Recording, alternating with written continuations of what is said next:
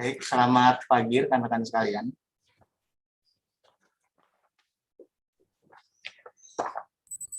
Pagi, Pak. Pagi, Pak. Pagi, Pak. Pagi, Selamat pagi. rekan-rekan sekalian. Sebelum mulai sesi pada kali ini, Lanjut. saya ingin mengingatkan agar kita tetap mematuhi dan sesuai dengan tata tertib. Jadi rekan-rekan mohon untuk dinyalakan terlebih dahulu kameranya.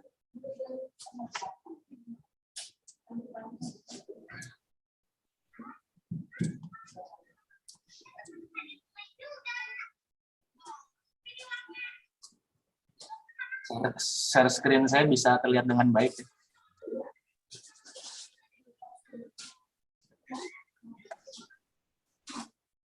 Baik, rekan-rekan sekalian. Sebelumnya yang saya hormati pemateri kita pada pagi hari ini, yaitu Bapak Ahmad Basuki SHMH. Beliau merupakan advokat pradi dan juga dosen Fakultas Hukum Universitas Wijaya Kusuma. Pada pagi kali ini, sesi kali ini, beliau akan membawakan materi hukum acara peradilan HAM. Dan kebetulan pagi ini cukup spesial dan luar biasa karena materi kita bisa langsung datang ke sekretariat. Jadi saat ini beliau akan membawakan langsung materi ini dari sekretariat. Untuk itu rekan-rekan sekalian, materi yang cukup menarik ini semoga bisa kita simak sama-sama dan dapat berguna dengan baik. Untuk mempersingkat waktu, langsung saja saya berikan kesempatan yang mulia ini kepada Bapak Ahmad Basuki SHMH. Silakan Bapak.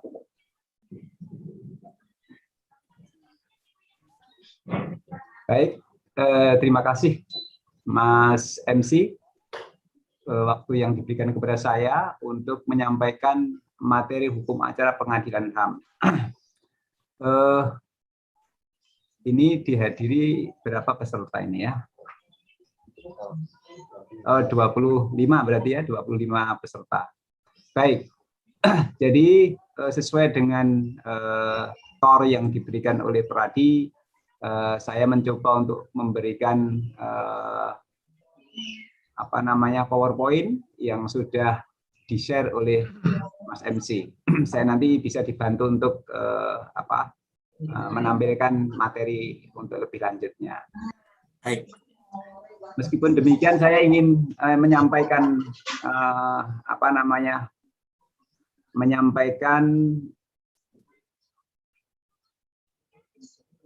asbabun nuzul ya, asbabun nuzul atau asbabun nurut lahirnya Undang-Undang Nomor 26 Tahun 2000. Jadi hukum acara pengadilan HAM itu sumbernya, sumber hukumnya yang paling utama itu ada di Undang-Undang Nomor 26 Tahun 2000. Ya, karena di dalam undang-undang inilah ada ketentuan-ketentuan yang secara normatif mengesampingkan berlakunya ketentuan hukum pidana pada umumnya, baik itu yang ada di KUHP maupun yang ada di Undang-Undang Nomor 881 tentang KUHP. Ya, oleh karena itu peserta ini yang sudah sarjana hukum sudah mengikuti hukum acara pidana maupun hukum pidananya, tentu nanti dengan pendekatan komparatif, ya, kita mengkomparisikan ketentuan-ketentuan yang ada di dalam Undang-Undang Nomor 26 Tahun 2000 dengan yang ada di KUHP maupun KUHP. Nah, dari dasar hukum yang ada, ini sudah dinyatakan secara fix ya, secara tegas di dalam Undang-Undang Dasar 45 bahwa hak asasi manusia itu adalah hak dasar yang dimiliki oleh semua warga negara, yang harus dihargai, dihormati, dan dijunjung tinggi oleh semua komponen masyarakat, oleh semua orang termasuk juga pemerintah.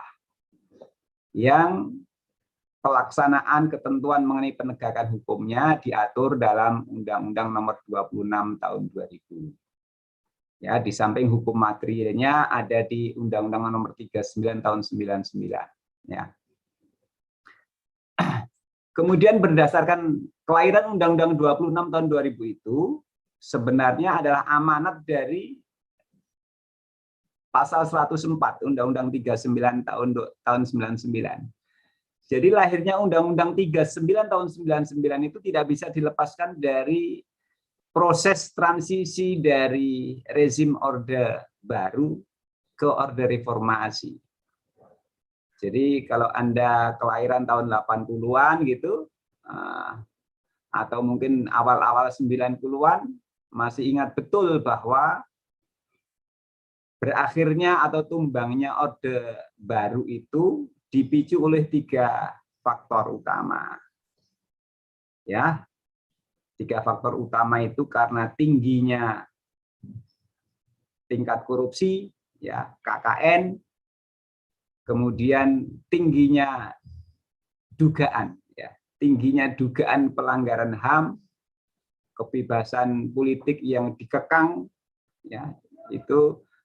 Kemudian banyak kasus-kasus penculikan yang tidak jelas proses hukumnya, dan itu semua kemudian dipicu oleh krisis ekonomi dan moneter, krismon. Jadi sebenarnya 3 keadaan itu yang memicu bagi terjadinya transisi politik, ya transisi politik dari Orde Baru ke Orde Reformasi. Nah, karena salah satu pemicunya itu adalah berangkat dari pengalaman Orde Baru yang dari banyak pendapat mengatakan otoriter, ya totaliter seperti itu.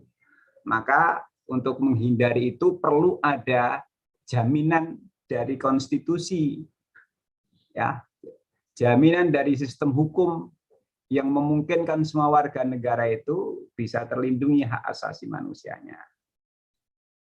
Nah, diawali dari proses amandemen konstitusi. Nah, kemudian termasuk dengan paket-paket peraturan perundangan yang luar biasa dihasilkan oleh rezim transisi yang dikomandani oleh Bapak Profesor Habibie. Nah, ada undang-undang tindak pidana korupsi, pemberantasan korupsi, termasuk juga di dalamnya adalah undang-undang anti KKN, termasuk di dalamnya adalah Undang-Undang Nomor 39 Tahun 99 itu sebagai ketentuan yang mengatur secara teknis yang mempunyai norma penegakan hukum setelah ditetapkannya TAP MPR Nomor 17 Tahun 98. Jadi itu adalah riwayat, ya, asbabun nuzul yang tidak bisa dipungkiri, yang harus dipahami bersama dalam rangka memahami lahirnya Undang-Undang 26 tahun 2000. Maka ya sebelum adanya Undang-Undang 26 tahun 2000 itu sebenarnya secara historis ada Perpu, ya peraturan pemerintah pengganti Undang-Undang Nomor 1 tahun 99. Kalau kita baca Perpu Nomor 1 tahun 99 dengan Undang-Undang 26 tahun 2000 itu 99%-nya sama. 99% ketentuannya sama. Cuman yang membedakan adalah hanya satu pasal saja, satu ketentuan saja yang itu sangat sangat strategis dalam rangka penyelesaian pelanggaran HAM di masa lalu. Ya. Karena di Perpu Nomor 1 itu asas yang berlaku adalah asas legalitas. Ya, Perpu Nomor 1 tahun 99 itu hanya berlaku untuk mengadili peristiwa-peristiwa pelanggaran HAM yang akan terjadi setelah tahun 99. Jadi berlakunya secara secara proaktif ke depan, gitu ya, secara proaktif. Kebalikannya itu yang oleh DPR pada waktu tahun 99 itu anggota DPR-nya itu anggota DPR hasil pemilu yang saat itu mayoritas pemenangnya adalah kaum nasionalis, Ya, mereka tidak terima dengan proses ini karena justru yang memicu dari masa transisi politik itu selama ini mereka nasibnya dalam tanda petik disia-siakan begitu ya, dikuyo-kuyo. Nah, mereka tidak terima. Ya, mereka menghendaki supaya orang-orang yang masa Orde Baru itu nguyo-yo nasib mereka itu harus bisa diadili. Nah, oleh karena itulah perlu ada perubahan prinsip keberlakuan hukum. Kalau Perpu nomor 1 tadi asasnya adalah asas legalitas, maka dalam Undang-Undang nomor 26 tahun 2000 itu bukan hanya berlaku untuk masa yang akan datang, tapi juga harus meliputi kewenangan pengadilan untuk mengadili peristiwa-peristiwa yang pernah terjadi. Nah, ini alasan ya DPR menolak mengesahkan Perpu nomor 1, tetapi sekaligus mengesahkan Undang-Undang nomor 26 tahun 2000 yang pada prinsipnya memberlakukan ketentuan Undang-Undang 26 tahun 2000 itu ke depan sekaligus ke belakang. Jadi ACDC gitu ya, ACDC. Berlaku prospektif tapi juga retroaktif. Nah, jadi ini yang perlu saya jelaskan bahwa perbedaan mendasar antara Perpu nomor 1 tahun 99 dengan Undang-Undang 26 tahun 2000 itu dalam rangka mengakomodir kepentingan politik, ya, mengakomodir kepentingan politik yang pada waktu DPR tahun 99 itu keanggotaannya hasil pemilunya itu dimenangkan oleh kaum nasionalis. Ya. Nah, ini makanya tatkala kita nanti bicara Undang-Undang 26 tahun 2000, dan sebenarnya bukan hanya di Indonesia saja. Bicara tentang pengadilan HAM itu, yang di dunia internasional itu juga dengan ICC tahun 98, itu muatan-muatan politisnya sangat kental. Muatan-muatan politisnya sangat kental. Oleh karena itu, seksi ya, seksi. Ya, pembicaraannya akan selalu menguras perspektif yang sangat beragam sehingga menimbulkan spekulasi-spekulasi ya antara kepentingan hukum yang pasti tetapi juga menimbulkan spekulasi pendapat yang berbeda. Ini karena muatan politisnya sangat kental. Bisa kita lanjutkan ini, Mas? Ya. Nah, landasan sosiologis Undang-Undang 26 tahun 2000 itu bisa dikaitkan secara global. Dunia internasional yang saat itu masih hangat-hangatnya mengesahkan Statuta Roma tahun 98 tentang ICC, International Court of Justice, Mahkamah Pidana Internasional. Statuta Roma sendiri ya penting untuk segera disahkan untuk menuju ada kepastian hukum karena selama ini pengadilan pidana internasional itu berdasarkan hukum kebiasaan. Ya, berdasarkan hukum kebiasaan, pengadilannya sendiri pengadilan yang sifatnya ad hoc. Ya, jadi ada dugaan pelanggaran HAM berat, kemudian masyarakat internasional mendorong bagi diwujudkannya peradilan, maka kemudian akan dibentuk oleh PBB dalam bentuk pengadilan pidana internasional yang ad hoc.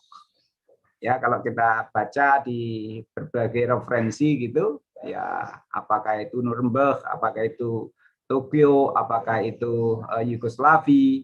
Nah, itu semua adalah dengan pengadilan pidana ad hoc.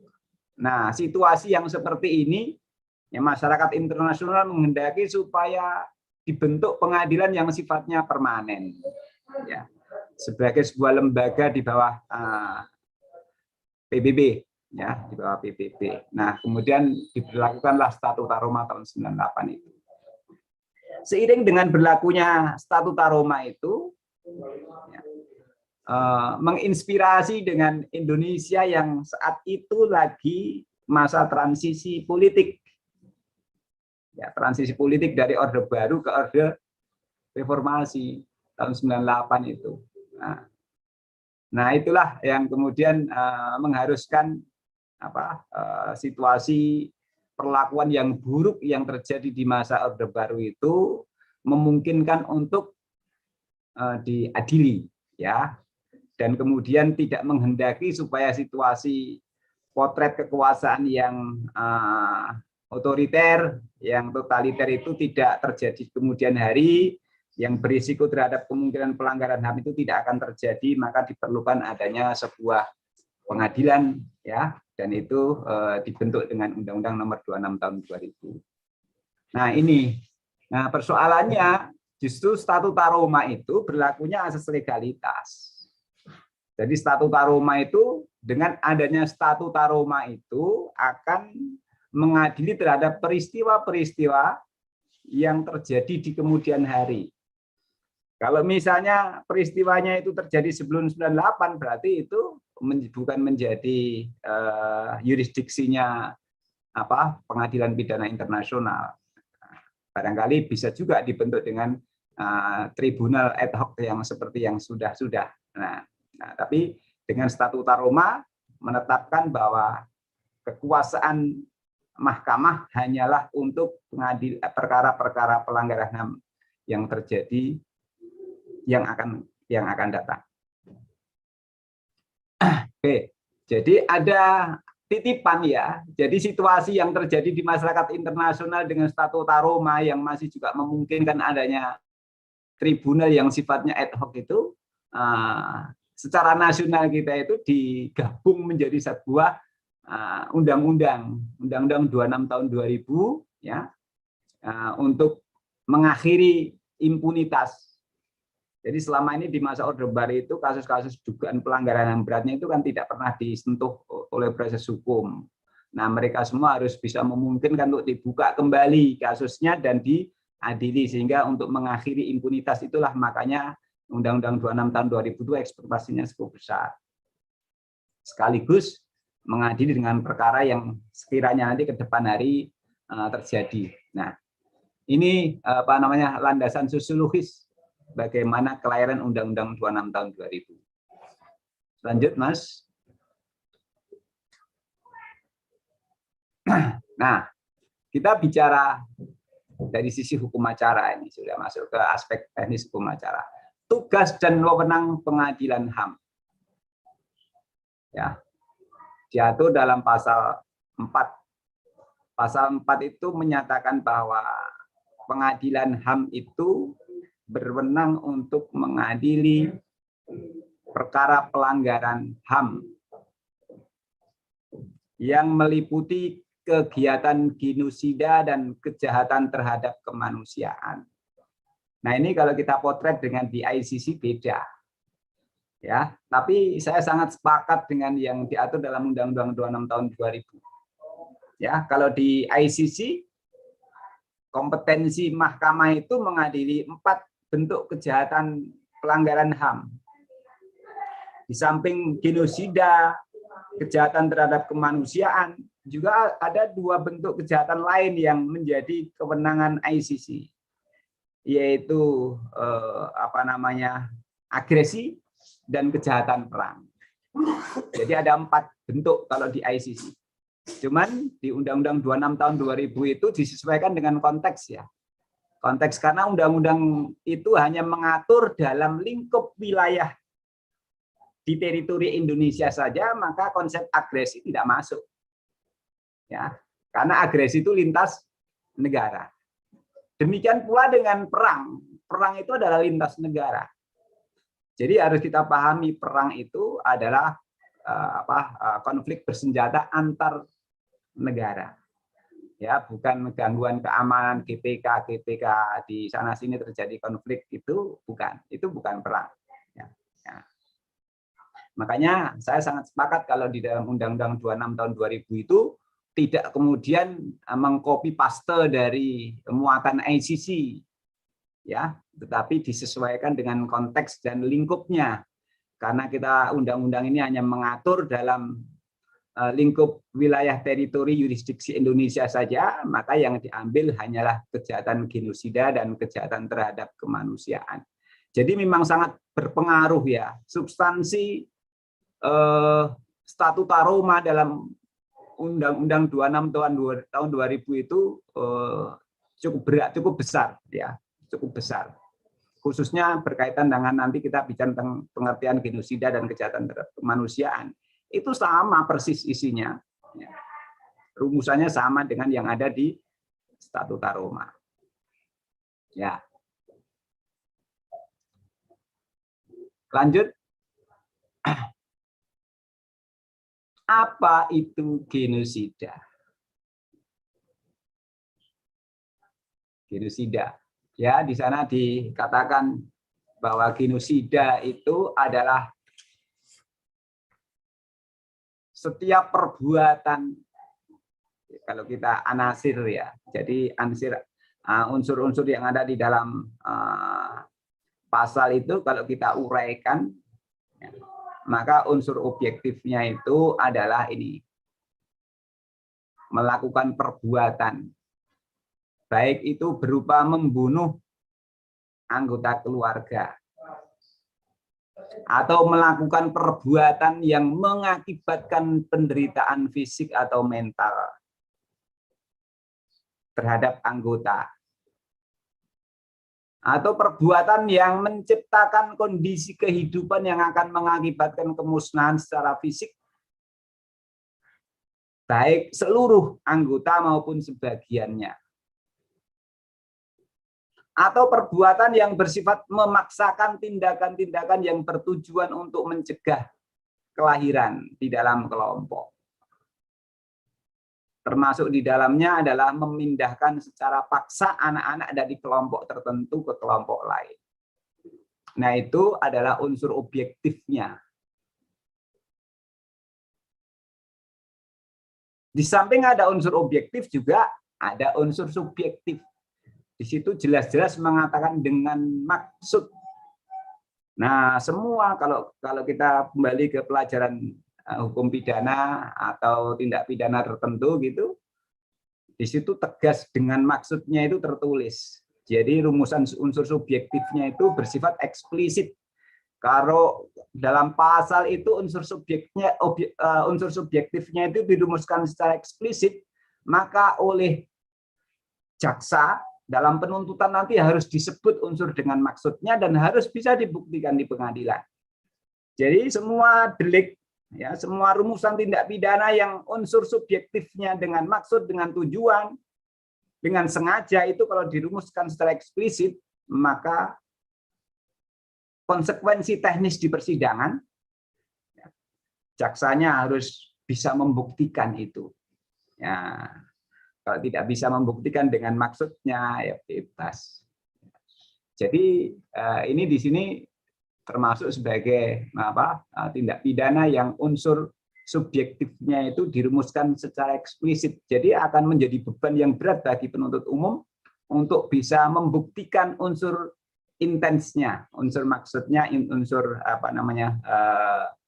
sikap batin ya, sikap batin. Apa? Menghancurkan atau memusnahkan seluruh atau sebagian kelompok bangsa, ras, etnis, ataupun agama.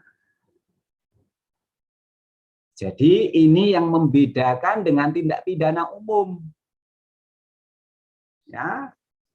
Pembunuhan itu KUHP juga ada pasal 338 sampai dengan pasal 348 338 sampai dengan pasal berapa 349 itu tindak pidana pembunuhan semua itu. Tetapi perbuatan yang demikian meskipun yang korbannya banyak itu tidak bisa dipersalahkan sebagai genosida sepanjang dalam diri pelaku, dalam pikiran pelaku tidak ada maksud untuk menghancurkan, memusnahkan kelompok bangsa, ras, etnis ataupun agama. Jadi intinya genosida itu adalah upaya untuk menghanguskan, menghapuskan, memusnahkan kelompok masyarakat tertentu. Apakah kelompok berdasarkan suku bangsanya, atau rasnya, atau etnis, ataupun agama, dan yang lain. Nah, ini menjadi pembeda dengan tindak pidana umum. Penderitaan fisik itu kan juga masuk. Ya, kekerasan, tindakan kekerasan di KUHP juga ada, tapi itu sifatnya individual, ya. Ataupun kalau misalnya kelompok juga, tetapi kelompoknya itu kalau tidak ada intens untuk memusnahkan kelompok tertentu itu tidak bisa dikatakan genosida. Nah, yang menjadi perhatian adalah yang namanya genosida itu ternyata bukan hanya menghapuskan, menghancurkan secara fisik, ya, tetapi kalau saya memahami budaya, ya, budaya coba kalau Anda baca dalam itu setiap perbuatan, tetapi yang terakhir yang kelima memindahkan secara paksa anak-anak dari kelompok tertentu ke kelompok lain, itu termasuk kategori genosida. Jadi misalnya ada perilaku kebiasaan yang tidak ramah terhadap masyarakat mayoritas, kemudian anak-anaknya itu diungsikan gitu ya. Supaya tujuannya apa? Supaya budaya-budaya yang secara turun-menurun mereka punya, mereka pegang teguh itu menjadi punah. Ini memindahkan secara paksa anak itu berarti kan secara genetika kan masih ya masih berada, keberadaannya itu masih ada. Cuman mereka diungsikan dari kelompoknya ke kelompok lain. Tujuannya apa? Menghilangkan kebiasaan-kebiasaan, ya, budaya-budaya, tradisi-tradisi yang selama ini mereka pegang teguh dan itu ternyata tidak disetujui oleh kelompok mayoritas. Nah, ini bisa termasuk kategori ini. Jadi sekali lagi saya hanya ingin menegaskan bahwa genosida itu tidak semata-mata secara fisik, ya, genetika, tetapi termasuk juga ternyata pengertian antropologis budaya. Ya. Ini yang lingkup yang pertama yang menjadi kekuasaan dari pengadilan HAM. Kita lanjutkan, Mas. Yang kedua adalah kejahatan terhadap kemanusiaan. Crime against humanity. Apa itu? Di sini dinyatakan salah satu perbuatan yang dilakukan sebagai bagian dari serangan yang meluas, yang sistematik. Perbuatan-perbuatan itu apa? Bisa berupa pembunuhan, pemusnahan, perbudakan, pengusiran secara paksa, ya, perampasan kemerdekaan atau kebebasan fisik secara sewenang-wenang yang melanggar asas-asas hukum internasional. Loh, dari sini kelihatan sekali toh bahwa terminologi hukum materialnya itu adalah internasional yang ada di Statuta Roma itu. Penyiksaan, perkosaan, perbudakan seksual dan seterusnya. Penganiayaan, penghilangan secara paksa, kejahatan apartheid. Ya, karena ini lingkupnya dari konsepnya dari hukum internasional ya, makanya nuansa international law-nya sangat kental ya. Yang diketahuinya bahwa serangan tersebut ditujukan secara langsung terhadap penduduk sipil. Jadi ini dalam bahasa hukum pidana, ya, unsur kesengajaan itu kan bisa dilukiskan ada dua, ya, ada eksplisit, ada implisit. Nah, rupanya yang dirumuskan di dalam Undang-Undang 26 tahun 2000 itu kedua pasal ini semuanya eksplisit. Cuman kalau yang di atas tadi dengan maksud, nah di sini yang diketahuinya. Jadi pelaku itu menghendaki. Jadi dalam bahasa rumusan hukum pidana itu unsur subjektif yang bersifat eksplisit itu bisa dirumuskan dengan sengaja, dengan maksud, dengan tujuan, sepatutnya diketahui. Nah, kalau yang ada di KUHP sepatutnya dapat diketahui itu persis ada di pasal 480 tentang penadahan. Nah, ini dipakai istilah yang diketahuinya ini, mohon maaf, cuman lupa tidak dicetak merah ya, ini mestinya penting ini. Yang diketahuinya, karena ini sebagai unsur subjektif. Ya, karena unsur subjektifnya eksplisit, maka konsekuensinya bagi jaksa, bagi penuntut nanti, kalau membuat surat dakwaan harus anasirnya harus disebutkan. Dan nanti di pengadilan harus bisa dibuktikan. Jadi yang paling penting ini, ditujukan secara langsung terhadap penduduk sipil. Jadi kejahatan terhadap kemanusiaan itu ya, potensinya adalah penyalahgunaan wewenang. Ya. Tetapi tidak semata-mata hanya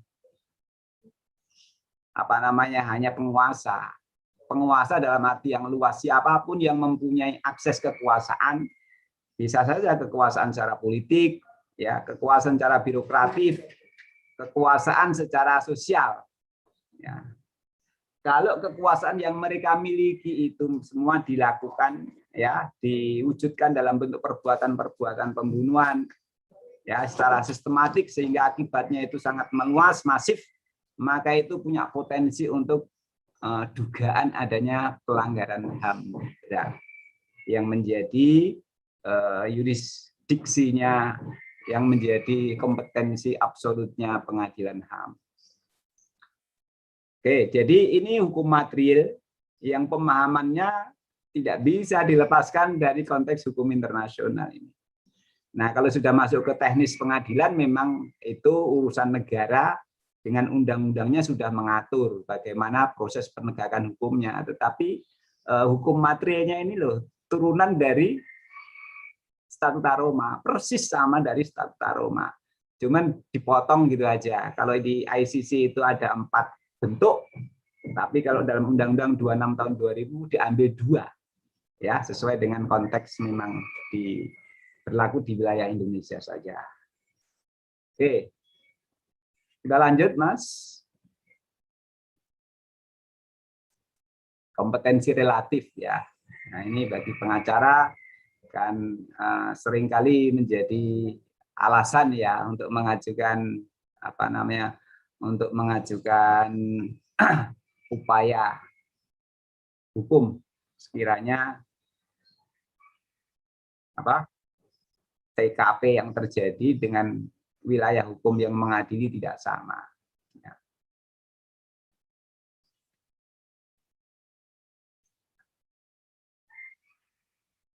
Di awal keberlakuan Undang-Undang 26 tahun 2000 dibentuk ada 4 wilayah, ya, yaitu Jakarta Pusat, Surabaya, Makassar, dan Medan dengan wilayah hukum yang sudah ditentukan di sini.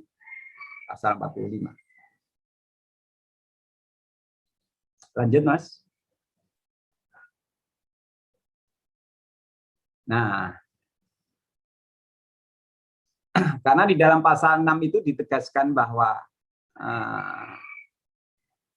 mahkamah atau pengadilan HAM berat juga berwenang mengadili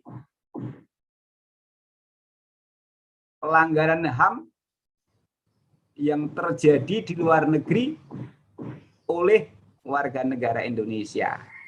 Ini sebagai cermin berlakunya asas personal aktif. Ya, jadi asas personal itu hukum pidana mengikuti status kewarganegaraan. Warga Indonesia dimanapun berada, maka tunduk pada sistem hukum Indonesia. Jadi kalau dia di luar negeri pun, kalau dia melakukan tindak pidana, maka hukum pidana Indonesia bisa melakukan proses penegakan hukumnya. Ya, jadi dengan teori penundukan secara pasif, seseorang yang punya kewarganegaraan tertentu itu menunjukkan bahwa dirinya siap untuk tunduk dan terikat dengan undang-undang negaranya. Nah, itu ini dari pasal 5 ini ya. Jadi pasal 5 itu menegaskan personal personal aktif ya. Dalam kasus pelanggaran HAM berat sebenarnya, dalam kasus pelanggaran HAM itu sebenarnya prinsip universal berlaku. Ya, tidak harus tergantung dengan teritorinya atau kepentingan hukumnya atau status kewarganegaraannya. Jadi dengan prinsip universal sebenarnya dimanapun negara yang mengkutuk aksi pelanggaran HAM, maka negara itu sebenarnya bisa menegakkan hukumnya. Prinsip universal. Ya.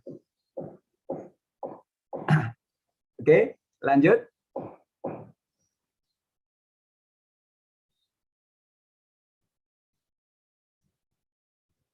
Nah, penyelesaian kasus pelanggaran HAM berat. Ya, ini jadi di awal tadi sudah saya sampaikan bahwa Undang-Undang 26 tahun 2000 itu berlaku proaktif dan retroaktif. Berlaku proaktif berarti berlaku ke depan, mengatur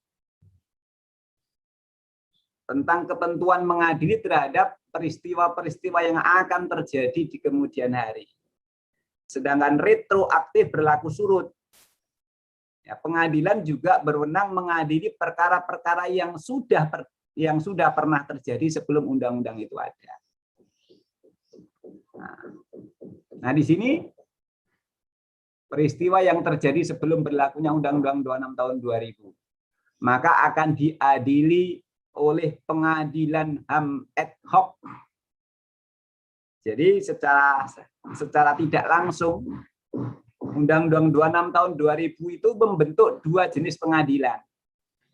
Ya. Yang pertama menjadi landasan bagi pembentukan pengadilan HAM ad hoc yang mekanismenya diusulkan oleh DPR. Ya, jadi DPR mengusulkan kepada pemerintah, kepada presiden untuk membentuk pengadilan HAM ad hoc untuk perkara di mana. Ya, jadi di Indonesia dengan yang pertama ini sudah ada 3, ya, ada 3 pengadilan HAM ad hoc-nya, ya, yaitu yang ada di Timur pasca jajak pendapat itu tahun 99 peristiwanya, ya. Jadi peristiwa tahun 99 kok diadili dengan Undang-Undang 26 tahun 2000 toh? Ya, karena Undang-Undang 26 tahun 2000-nya retroaktif, berlaku retroaktif.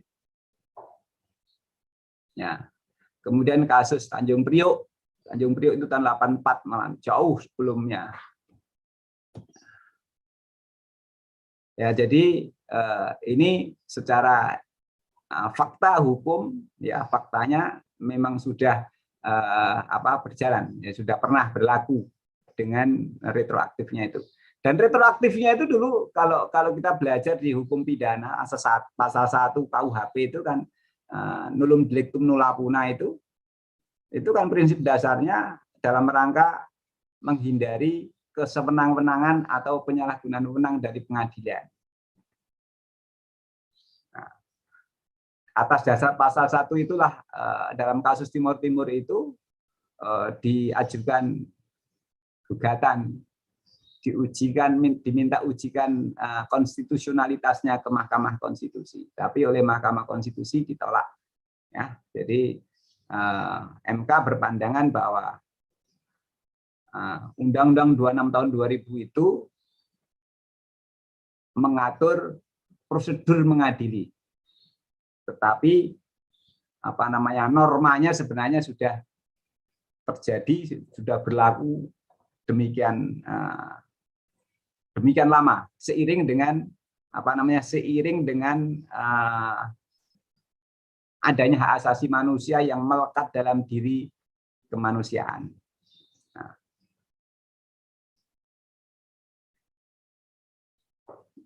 Yang kedua, peristiwa yang terjadi setelah berlakunya Undang-Undang 26 tahun 2000. Nah, ini yang malah justru sepengetahuan saya belum pernah berjalan. Ya, saat ini dalam proses lempar-lemparan, ya. Jadi saling surat cinta antara Komnas HAM dan Jaksa Agung berkaitan dengan kasus kuda tuli, di kasus dugaan pelanggaran HAM di mana, di Semanggi, ya Semanggi. Itu ini nanti di belakang akan menarik, ya, kondisi wewenang yang dimiliki oleh Komnas HAM dan Jaksa Agung. Next, Mas. Kopi,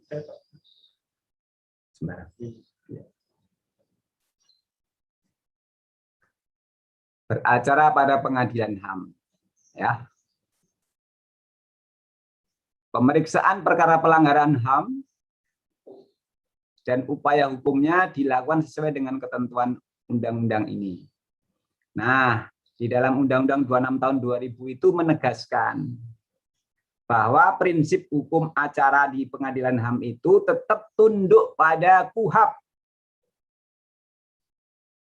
sepanjang tidak diatur secara khusus atau sebaliknya dalam undang-undang ini. Ya, jadi semua ketentuan yang ada di KUHP itu tetap berlaku sepanjang oleh undang-undang ini tidak menyatakan sebaliknya. Oleh karena itu, maka mempelajari hukum acara pidana ataupun undang-undang apapun di luar KUHP, di luar KUHP, maka cara pendekatan yang dipakai haruslah komparatif, membandingkan dengan yang ada di ketentuan buku 1 KUHP, kalau itu hubungannya dengan hukum materialnya, ya kita komparasikan dengan yang ada di KUHP kalau itu menyangkut hukum acaranya. Apa saja yang sifatnya lex spesialis itu apa? Ketentuan-ketentuan yang sifatnya mengesampingkan KUHP atau mengesampingkan hukum materialnya yang diatur dalam Undang-Undang 26 itu apa saja? Di situ ada aspek kelembagaan, ya, termasuk kewenangannya. Kemudian menyangkut pertanggungjawaban komando. Ya, ini sayangnya belum lengkap, bisa ditambahkan ya. Terus kemudian menyangkut percobaan dan pembantuan. Percobaan dan pembantuan. Termasuk di dalamnya juga tentang daluarsa. Jadi bisa ditambahkan ada 2 lagi yang ketentuan Undang-Undang 26 tahun 2000 itu mengesampingkan berlakunya KUHP, yaitu menyangkut daluarsa dan juga mengenai percobaan dan pembantuan, pemidanaan terhadap percobaan dan pembantuan. Nanti akan kita lihat pada akhirnya sampai ke sana. Lanjut, Mas.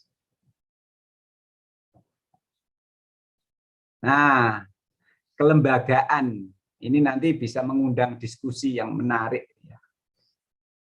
Kalau di KUHP, ini Anda sudah hafal betul bahwa penyelidik dan penyidik itu adalah Polri. Ya.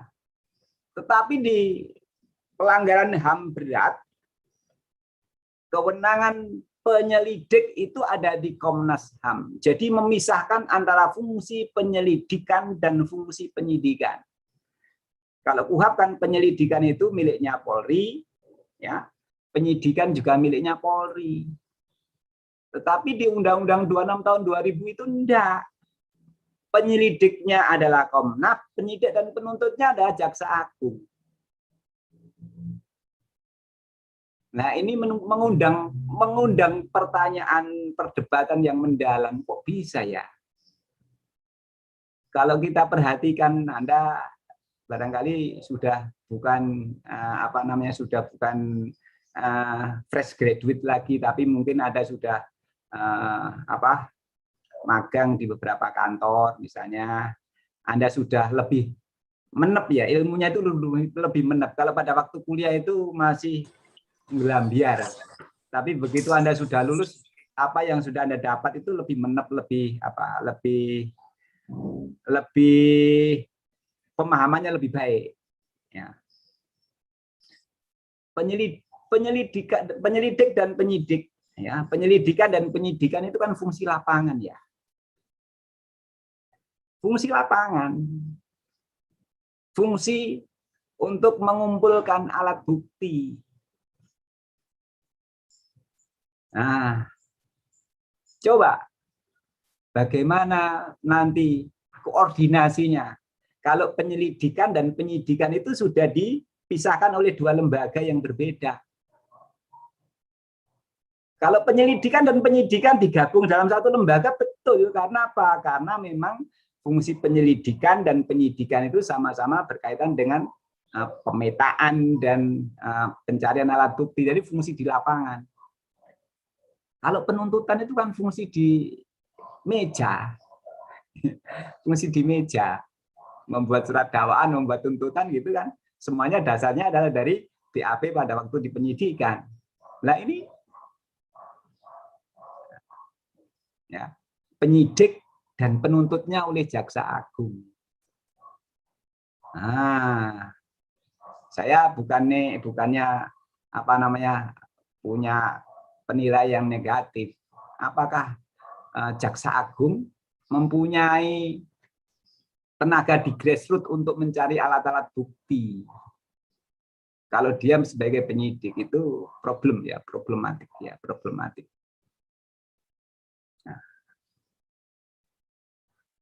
Ya, baru pengadilannya adalah pengadilan khusus namanya pengadilan HAM. Ya, jadi salah satu kamar yang ada di pengadilan negeri itu adalah pengadilan HAM. Oke.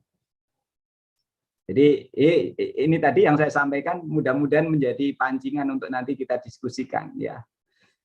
Terkait dengan kasus yang tadi saya sampaikan. Saat ini kasus dugaan pelanggaran HAM kasus Semanggi itu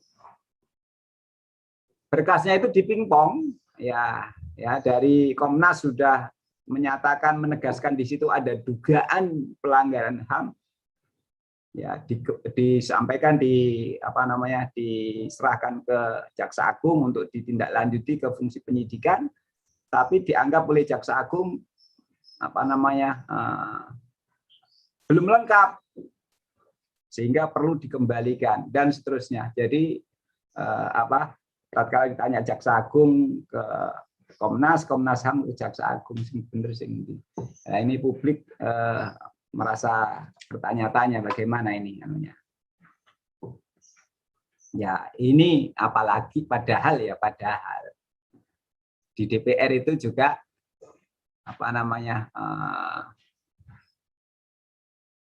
nasional ya. Jadi hasil pemilu karena memang ini sangat syarat dengan kepentingan politis ya, itu yang di awal tadi sudah saya sampaikan. Bicara tentang pengadilan HAM itu nuansa politisnya sangat kental, tidak bisa diabaikan begitu saja. Nah, kemudian kewenangan masing-masing dari penyelidik ini ya, menerima laporan dan seterusnya sampai dengan mendatangkan ahli dan seterusnya. Nah, kemudian atas perintah penyelidik bisa melakukan ini bla bla bla bla dan seterusnya. Next, Mas. Nah, mekanisme penyelidikan.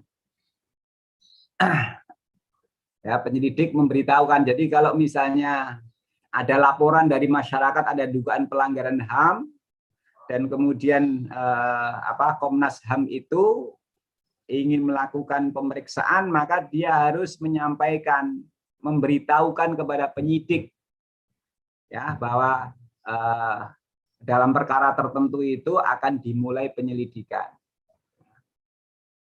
Ya, kemudian Komnas HAM berpendapat belum terdapat bukti permulaan yang cukup, maka kesimpulan penyidikan disampaikan kepada penyidik.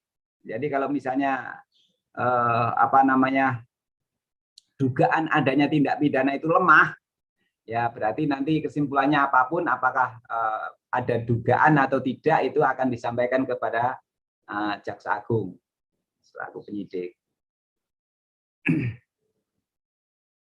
Nah, ini. Selambat-lambatnya 7 hari setelah Komnas HAM menyerahkan kesimpulan, Komnas HAM harus menyerahkan seluruh hasil penyelidikan kepada penyidik. Nah, yang terpenting ini 30 hari ini. Dalam hal penyidik berpendapat bahwa hasil penyelidikan masih kurang lengkap, penyidik segera mengembalikan hasil penyelidikannya disertai petunjuk untuk dilengkapi dalam waktu 30 hari. Jadi inilah yang tadi saya katakan menjadi alasan untuk mengulur-ulur sekiranya jaksa agungnya itu tidak sepakat dengan hasil dari Komnas HAM. Ya. Next, Mas.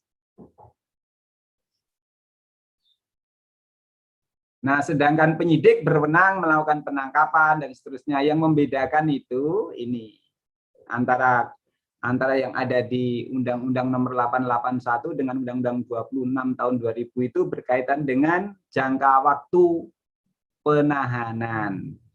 Ya. Jadi kalau kita bandingkan ya perbedaan masa penahanan di semua tahapan itu bisa kita lihat di dalam bagian bawahnya. Next. Tadi lagi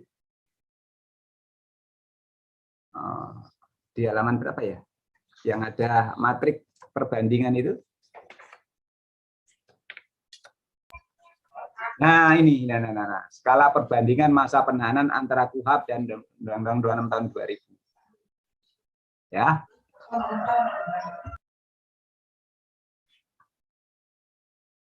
Jadi semakin panjang, diperpanjang.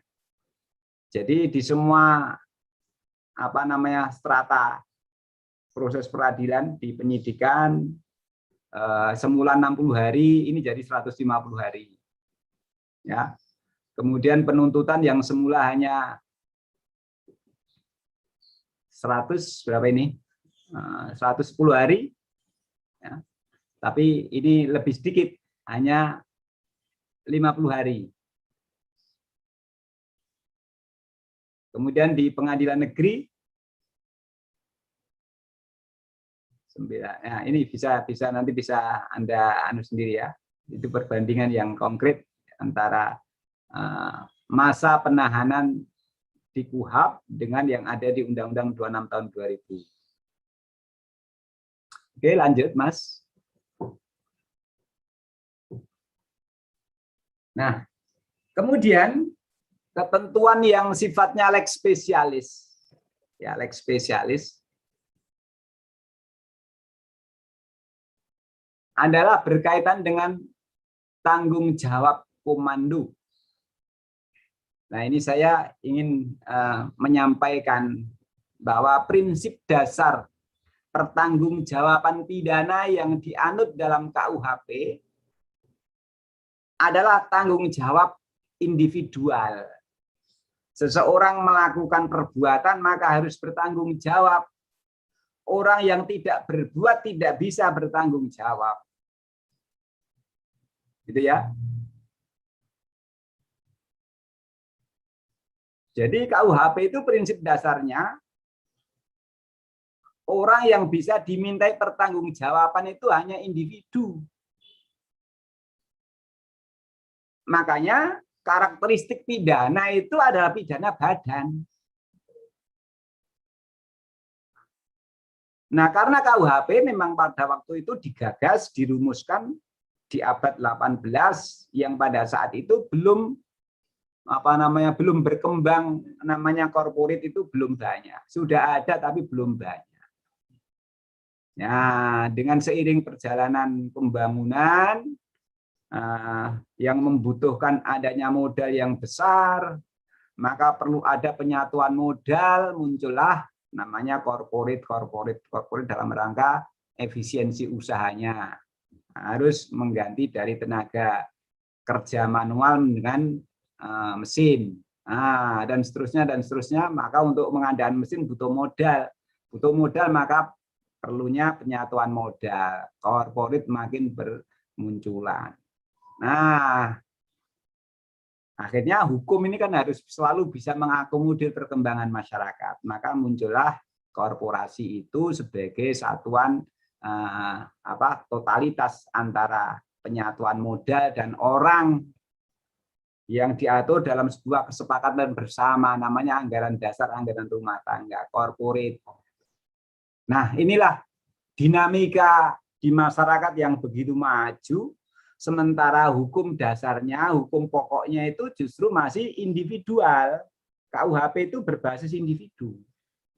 Ya, pertanggungjawabannya individu, jenis pidananya juga individu. Nah, karena ada gap antara ketentuan yang diatur di KUHP dengan fenomena masyarakat yang sudah maju, maka muncullah teori-teori.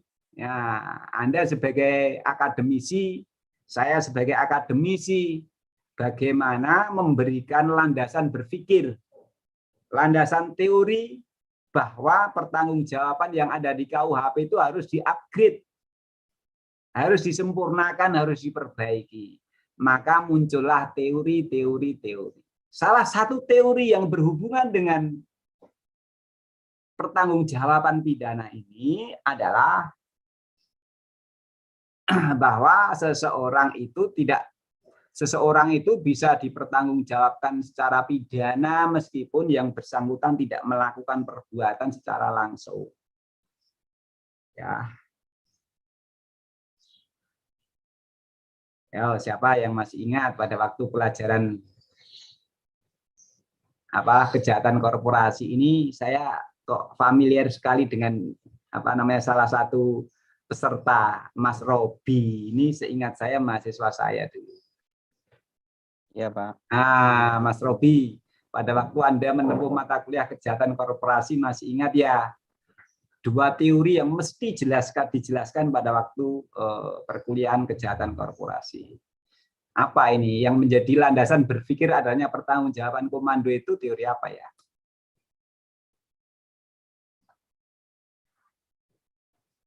Tidak ingat, Pak. Angkatan berapa sih dulu kuliahnya? 2006, Pak. 2006, oh iya, 10 tahun muncul ya, 15 tahun. 15 tahun. Ya, ini kadang-kadang Anda nanti jadi lawyer, jadi advokat itu harus lebih pintar dari dosen. Jadi landasan teori Anda pelajari, Anda baca itu menjadi senjata pada waktu Anda memberikan pembelaan. Kalau kemudian Anda hanya menerima pelajaran pada waktu S1 dulu, habis itu tutup buku, Anda tidak punya banyak senjata. Advokat itu harus lebih pintar daripada dosen mestinya, supaya senjatanya itu banyak.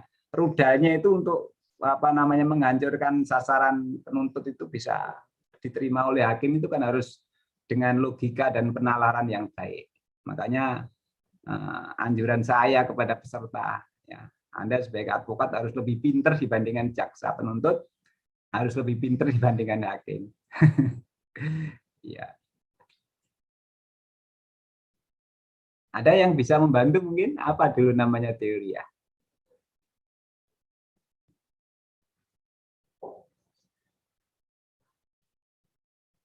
Ya, Anda dulu pernah ya, mungkin akan ingat nanti dengan saya menyebut ada strict responsibility, ada absolute responsibility.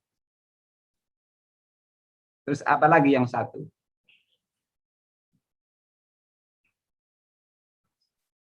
Vicarious, Pak. Vicarious responsibility. Bagus. Siapa ini tadi? Sama siapa tadi yang bicara tadi? Saya, Pak. Siapa? Namanya siapa? Moderator, Pak. Hah? Wah, Masya Allah. Yo, makanya. Wah, berarti ini nanti ke depan bisa jadi narasumber ini.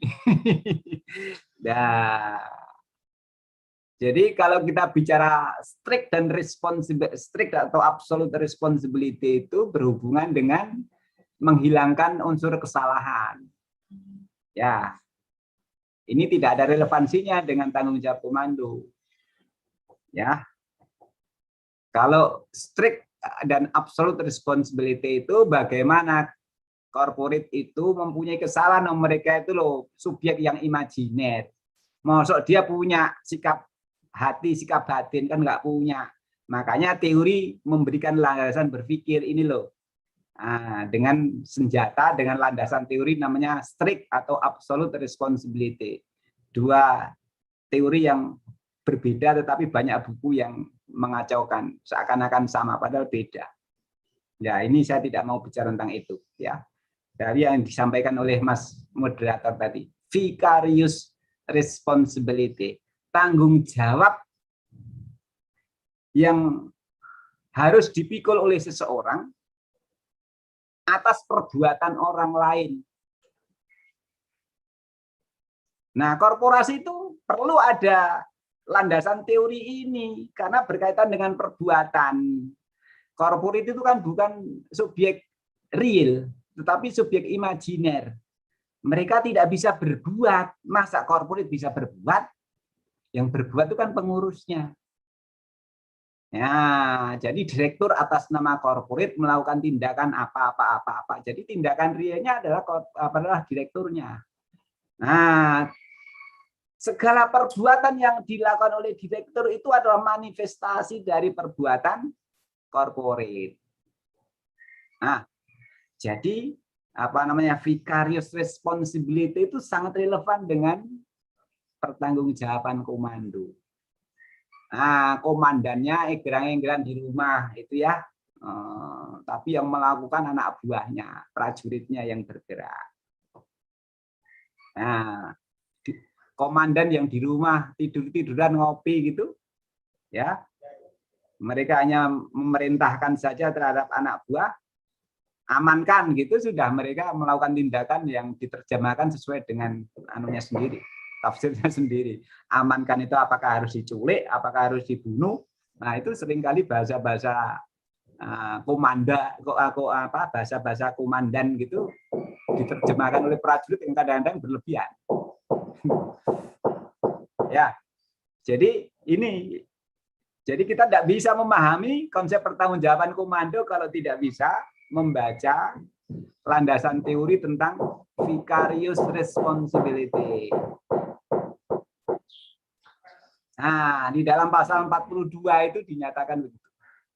Ya, jadi komandan militer bertanggung jawab atas tindakan pelanggaran HAM yang dilakukan oleh pasukan di bawah komando dan pengendalian yang efektif. Jadi komandan di atasnya langsung, bukan komandan yang sudah beda hierarki. Ya. Tindakan tersebut merupakan akibat tidak dilakukan pengendalian secara patut. Jadi yang namanya komandan itu kan harus selalu bisa mengendalikan anak buah, tetapi dia tidak melakukannya. Ya. Nah, kalau dia tidak melakukannya itu berarti omission ya. Omission itu artinya membiarkan. Membiarkan itu bisa dimaknai sebagai menyetujui. Makanya ya, komandan itu harus bisa kalau tindakan prajurit itu tidak sesuai dengan tugasnya ya harus dihentikan gitu. Kalau dia komandannya tidak menghentikan berarti dia menyetujui. Kalau dia menyetujui berarti sama dengan memerintahkan, maka dia harus bertanggung jawab.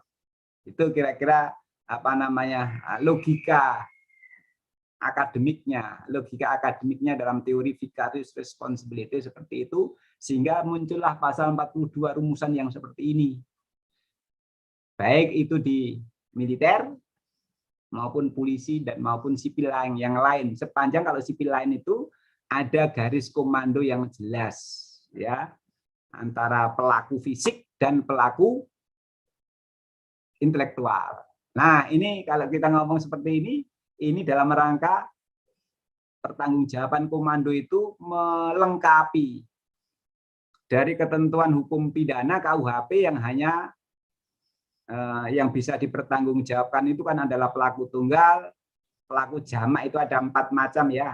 Ada pembantuan, ada penyertaan, ada turut serta, ada menyuruh lakukan kan gitu.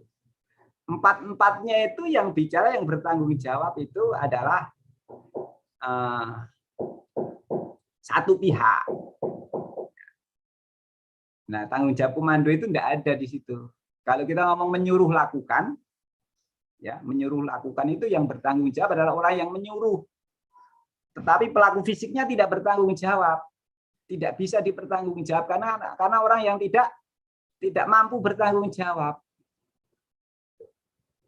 Nah, kalau kita bicara komandan, tanggung jawab komando, dua-duanya harus bertanggung jawab.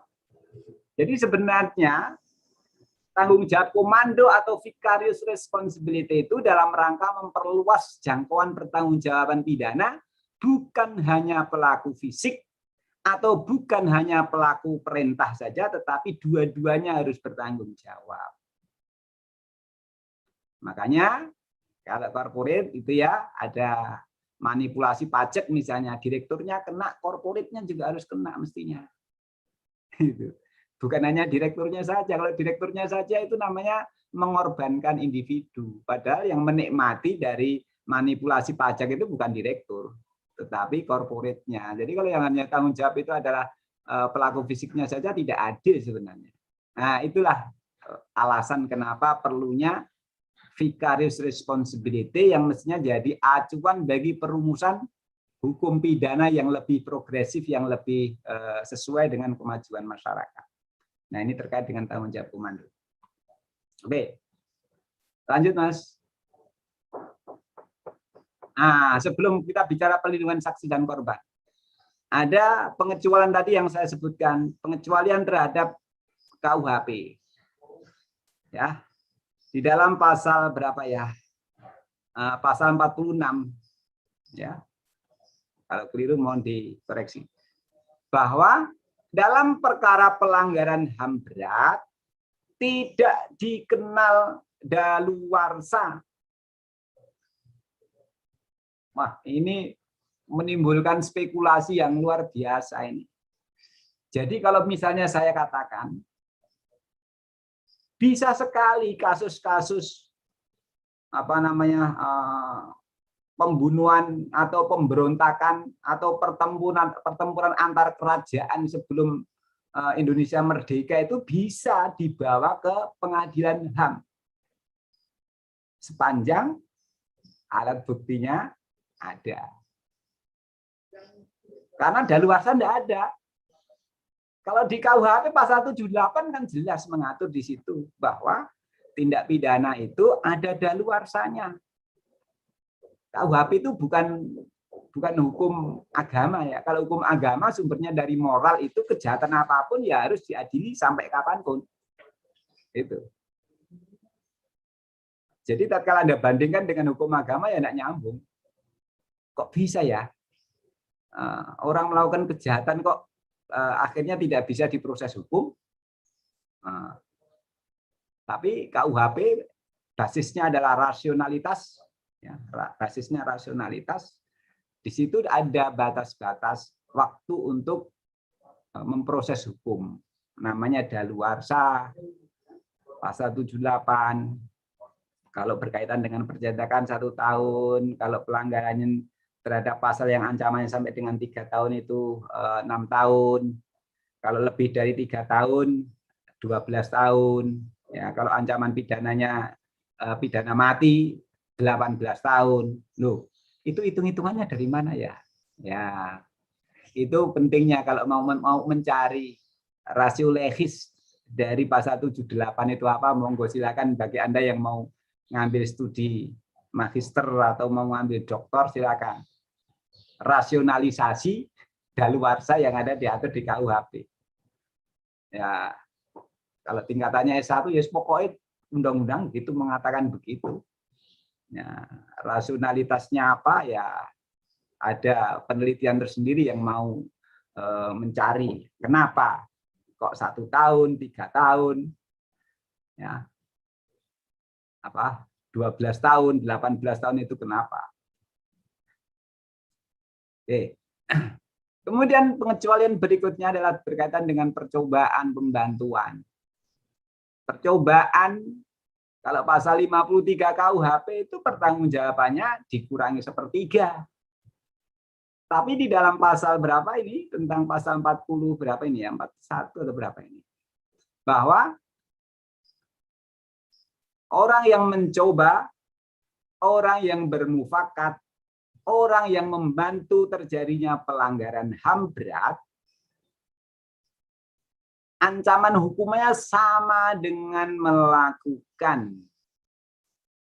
Berarti pasal ini yang saya baca ini sama persis yang ada di pasal 15 Undang-Undang Nomor 31 tahun 99 tentang korupsi. Dalam perkara korupsi juga begini. Ya. Orang yang membantu, mencoba dan bermufakat melakukan korupsi diperlakukan sama dengan melakukan. Ini artinya ketentuan ini mengesampingkan berlakunya pasal 53. Ya, mengesampingkan berlakunya pasal 57. Nah, ini ya. Nah, jadi ini pengecualian-pengecualian yang diatur dalam Undang-Undang 26 tahun 2000 terhadap buku 1 KUHP maupun KUHP. Sekarang kita masuk ke materi berikutnya tentang hak-hak korban. Hak-hak korban.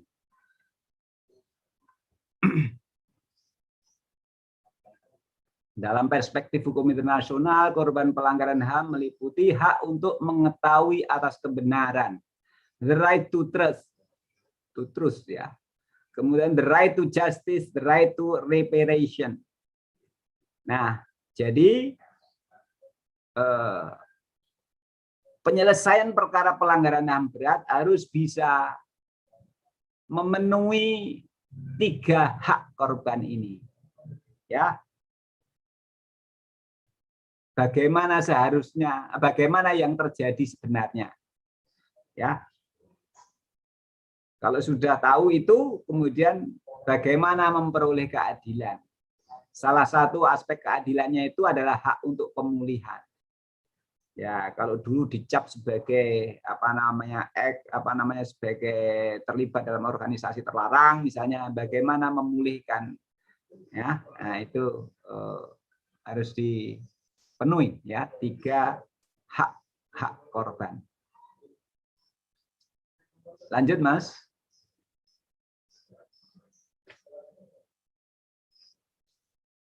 Nah, salah satu hak ya, di samping hak pemulihan itu, Undang-Undang 26 tahun 2000 juga memungkinkan adanya hak untuk mendapatkan kompensasi, hak untuk mendapatkan restitusi, hak untuk direhabilitasi. Kompensasi, ya, ganti rugi yang diberikan oleh negara. Mengapa? Ya, karena tindakan-tindakan aparatur negara tadi, tindakan itu dilakukan dalam skema, dalam kerangka fungsi dia sebagai aparatur negara. Ya. Makanya negara harus ikut andil untuk memberikan ganti rugi.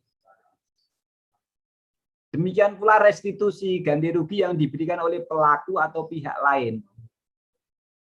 Nah, apakah itu dalam bentuk mengembalikan harta milik yang selama ini sudah dikuasai oleh orang lain, misalnya, atau membayar ganti rugi atas kehilangan dan penderitaannya.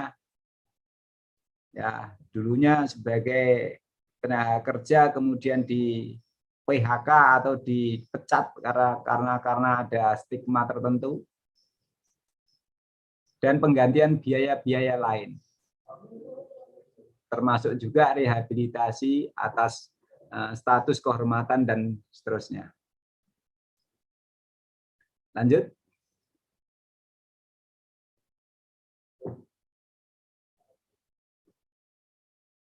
Nah, ada PP-nya, PP 3 tahun 2003.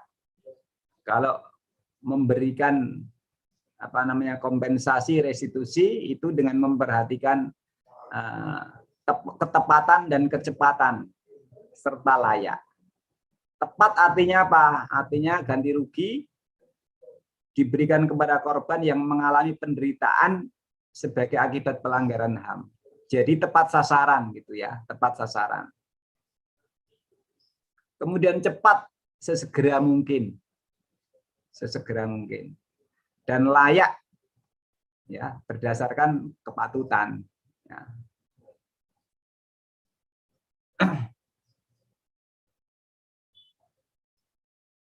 Lanjut, Mas.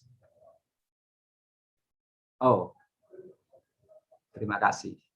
Ya, Jadi masih ada waktu yang sangat panjang ini. Barangkali ada yang mau disampaikan. Oke, rekan-rekan sekalian, silakan bagi yang ingin bertanya bisa langsung open mic. Atau mungkin bisa berdiskusi kalau tidak bertanya. Silakan rekan-rekan.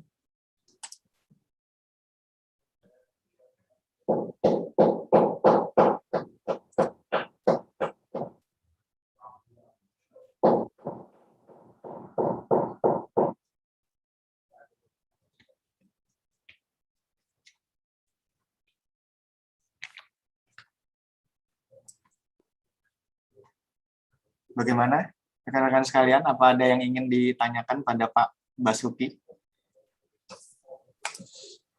Silakan. Saya kangen dengan pikirannya Mas Robi. Mas Robi itu pada waktu kuliah orangnya agak agak nakal pikirannya. Nah, nakalnya Mas Robi itu saya ingin mendengarkan lagi. Mas Robi, gimana Mas Robi? Silakan Ya, Mas Pak. Robi. Sudah magang ya?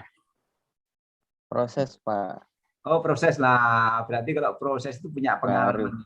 Iya. Iya, masih Monggo. baru. Ikut teman-teman juga alumni. Pak, tadi di genosida itu kan ada sebut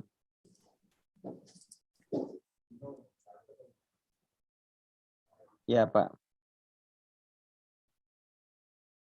Halo? Halo, ya. Mas Robi, Iya. silakan, Mas. Pak, tadi tentang genosida itu kan juga ada sebut kejahatan terhadap keluarga ya, Pak ya. Iya. Ya, kalau misalkan sekarang di Indonesia sendiri sudah ada tentang kekerasan dalam rumah tangga dan sebagainya. Terus korelasinya antara genosida ini dengan undang-undang terhadap kekerasan rumah tangga, apakah juga diperlakukan asas yang lex specialis itu, ataukah dilihat dari unsur subjektifnya tadi, Pak, menghancurkan, kemudian dan unsur yang lain dari hal subjektif tadi. Misalkan ada sebuah peristiwa atau kejadian, kita sebagai kuasa hukum misalkan, Pak, melihat apakah ini bisa ditarik ke genosida, apakah ini murni kekerasan dalam rumah tangga. Ini mohon petunjuk Pak Basuki. Karena perihal HAM ini kan berat, Pak, dari dulu zaman kuliah. Saya kalau kena pelajaran HAM ini mumet, Pak. Mohon petunjuknya Pak Bas. Iya. Iya, terima kasih Mas Robi. Jadi kelihatan ya nakalnya ya. Nakalnya kelihatan, nakal pikirannya itu nakal. Jadi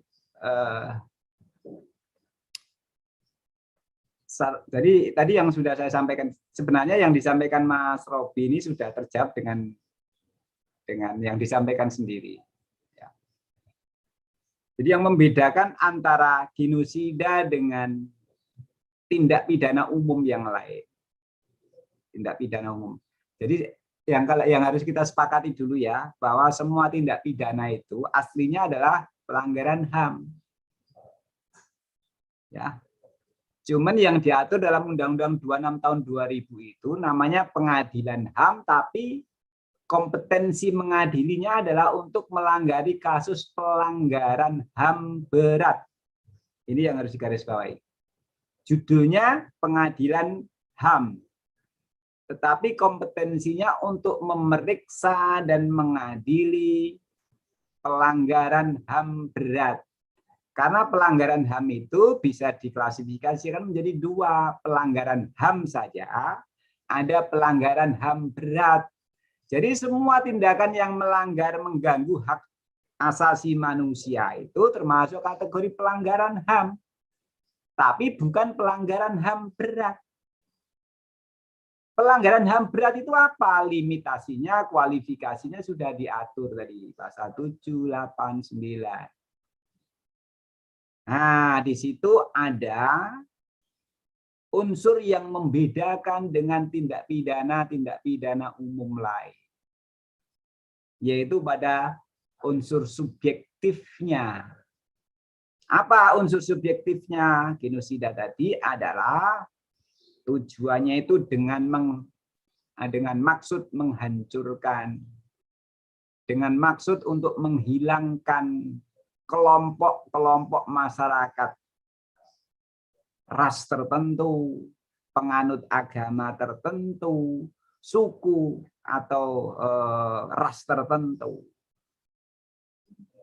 Jadi kalau terjadi kekerasan yang ada di dalam rumah, nah kalau misalnya, ya jadi yang dimaksudkan dengan pasal berapa? Pasal 6 itu adalah kalau kekerasan dalam keluarga itu dari keluarga semuanya itu bagian dari kelompok ras, kelompok agama. Jadi bukan hanya dalam satu lingkup rumah tangga saja, tetapi kumpulan dari rumah tangga sebagai satuan kelompok yang lebih besar. Ya. Jadi ada kesamaan nantinya. Kalau misalnya keluarga A, B, C semuanya itu ada ikatan kesamaan kelompok, ya. Nah, itu bisa mengindikasikan ke arah sana. Tapi kalau hanya terjadi dalam lingkup rumah tangga, apalagi pelakunya itu yang ada dalam domestik rumah tangga itu namanya KDRT, itu kan pelaku dan korbannya kan ada di dalam satu rumah. Ya. Coba kalau pertajam lebih lanjut. Masa suami dan istri itu lain ras? Apakah kalau misalnya suami dan istri beda agama, ya, kemudian dia melakukan kekerasan itu semata tujuannya adalah untuk menghapuskan seluruh pemeluk agama yang sama dengan istri atau suaminya, kan enggak? Jadi itu yang ini untuk bisa menunjukkan, merumuskan genosida. Makanya genosida itu kecenderungannya, Mas, ya.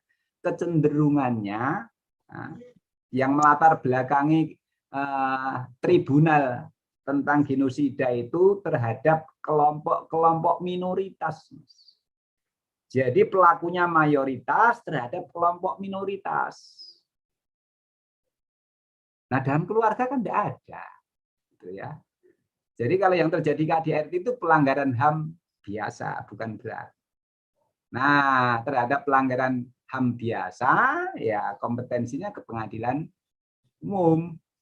Nah, jadi bukan ke tidak termasuk kategori genosida, tidak termasuk genosida. Jadi genosida itu adalah kecenderungannya. Namanya kecenderungan itu kan tidak mesti, ya. Kecenderungannya pelakunya adalah mayoritas terhadap kelompok-kelompok minoritas. Tapi bisa saja loh terjadi kalau orangnya minoritas tetapi kekuasaannya sangat besar untuk bisa menghancurkan mayoritas, itu juga bisa terjadi, bisa saja masuk genosida. Sepanjang korbannya itu ada kesatuan, kesamaan, sama-sama ras tertentu, ya. Nah, itu bisa mengarah ke genosida. Cuman kecenderungannya genosida itu mayoritas kepada minoritas. Cuman mungkin mayoritasnya itu adalah mayoritas secara kekuasaan, ya, kekuasaan mungkin secara kuantitatif jumlahnya sedikit. Tetapi kekuasaan senjatanya lebih besar, kekuasaan ininya lebih besar sehingga bisa menderitakan pada kelompok mayoritas, itu ya bisa saja terjadi. Jadi tidak menutup kemungkinan itu genosida itu oleh minoritas terhadap mayoritas, bisa, mungkin saja terjadi. Ya, karena namanya kekuasaan itu tidak berdasarkan jumlah, tetapi berdasarkan kemampuan. Kalau intelektualitasnya sangat pintar, ya, kekuasaan sangat besar, bisa saja menghancurkan kelompok mayoritas. Ada maksud-maksud untuk menghancurkan kelompok mayoritas, bisa saja terjadi. Ya, cuman pengalaman-pengalaman yang sudah terjadi di Nuremberg itu ya, kelompok Nazi terhadap kelompok minoritas Yahudi, kelompok minoritas di Eropa lainnya sebagai objek, sebagai korban genosida terhadap kekuasaan Nazi yang pada waktu itu dipimpin oleh Hitler. Jadi itu semua sebenarnya terjadi atas situasi yang berkecamuk di Eropa ya, berkecamuk di Eropa. Jadi Perang Dunia I itu menyisakan dendam dalam tanda petik, ya, dendam dalam tanda petik sehingga menimbulkan supranasionalisme yang luar biasa, yang tingginya, yaitu yang mengilhami Hitler untuk bisa melakukan tindakan-tindakan anarkisme dan pembumi hangusan pada kelompok-kelompok yang dulunya memenangkan peperangan di Perang Dunia Pertama. Jadi itu sebenarnya kasus Nuremberg itu sebagai implikasi dari Perang Dunia I. Ya. Nah, ini yang genosida. Ya. Jadi karakteristiknya genosida itu asbabun nuzulnya, asal usul riwayatnya itu begitu kira-kira. Tapi di era saat ini ya kondisinya bisa kebalikan. Ya, ada orang yang kelompoknya barangkali kecil dari segi jumlah, tapi dari sumber daya kekuasaan yang mereka miliki, persenjataan yang mereka miliki, ya bisa saja orang yang secara jumlah minoritas ingin menghapuskan kelompok yang mayoritas, bisa sekali terjadi. Izin Pak. Nggih. Yang ingin saya tanyakan Pak terkait genosida. Pak Sudarmaji ya? Siap. Nggih, monggo. Nih Pak, menyangkut genosida. Sepemahaman saya tadi dari Bapak, hal tersebut bisa saja dilakukan oleh suatu negara ataupun kelompok. Nah, yang ingin saya tanyakan Pak, kalau tadi Kemendan, misalkan pertanggungjawaban Kemendan kalau dilakukan dalam militer tadi, tapi bagaimana Pak? Apakah bisa perbuatan genosida ini, misalkan kelompok ini nanti pertanggungjawabannya itu kepada siapa Pak? Apakah bisa pertanggungjawaban itu dilakukan kepada orang per orang, misalkan kelompok? Mungkin mohon maaf, saya ngambil kejadian yang terdahulu, kejadian yang ada di Sambas kalau tidak salah Pak G, itu kan menyangkut suku atau ras itu Pak.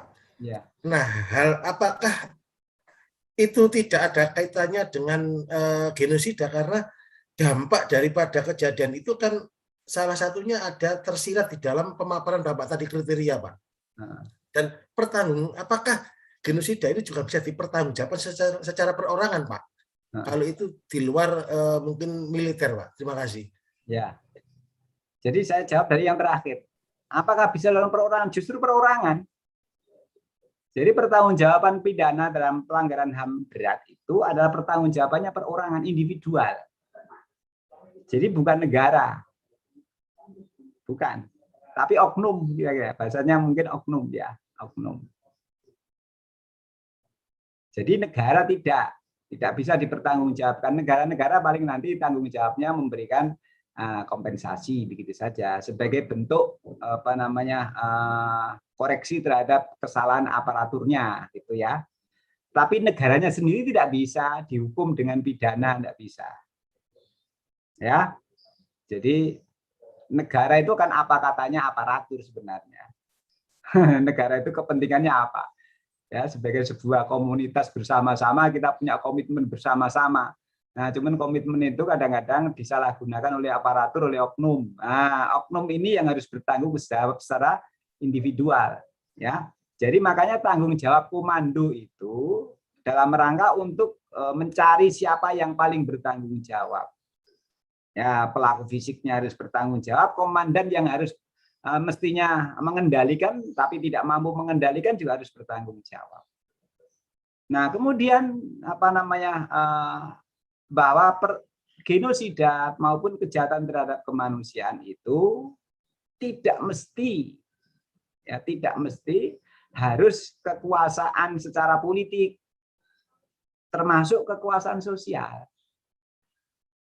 Ya, kekuasaan sosial asalkan tadi dalam salah satu syaratnya pertanggungjawaban komando itu polisi atau masyarakat, sosial masyarakat. Sosial masyarakatnya itu kalau ternyata di situ ada garis komando yang jelas.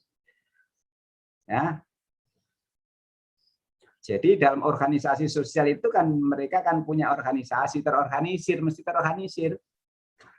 Ya, makanya tadi sistematik itu kan karena dilakukan oleh kekuatan yang terorganisir. Kejahatan terhadap kemanusiaan itu syaratnya apa? Dilakukan secara sistematik dan berdampak meluas. Jadi dilakukan oleh sebuah kekuasaan dalam terorganisir ya, bukan kekuasaan rezim, bukan, tetapi bisa saja sosial itu terkait dengan pengaruh dan itu terorganisir secara pasti. Siapa sebenarnya orang yang paling bertanggung jawab atas tragedi itu, ya. Nah, kalau tidak bisa dicari siapa yang paling bertanggung jawab, komandannya siapa, yang bertanggung jawab ya hanya individual yang kebetulan tertangkap saja, dia yang melakukan pembunuhan. Tetapi itu tidak bisa diskenariokan sebagai genosida, kejahatan kemanusiaan tidak bisa. Nah, itu yang kasus Sambas itu ya bisa sekali secara umum bisa ditarik-tarik ke sana, ya bisa saja. Tetapi persoalan siapa yang mengendalikan untuk terjadi itu sulit kan? Siapa? Oh, itu sporadis. Ya, sporadis itu terjadinya sporadis, tidak ada yang mengorganisir. Nah, kalau dicari komandannya siapa? Tidak ada. Ya, di samping juga sebagai sebuah bangsa, karena kita itu multi etnis, multi ras, multi agama. Ini bicara tentang kejahatan terhadap kemanusiaan, genosida itu sangat sensitif ya, sangat sensitif. Sehingga sebagai sebuah negara yang menghendaki pluralisme tetap berjalan, NKRI tetap berlanjut, penyelesaian secara kekeluargaan itu bisa dikedepankan daripada penyelesaian hukum malah justru nanti menjadi terwariskan ke anak cucu. Wah, itu menjadi persoalan baru nantinya. Nah, itu kira-kira yang terbersit di pikiran para tokoh elit itu yang mungkin itu sudah diselesaikan secara kekeluargaan daripada nanti akan menimbulkan beban politik ke depan, ya.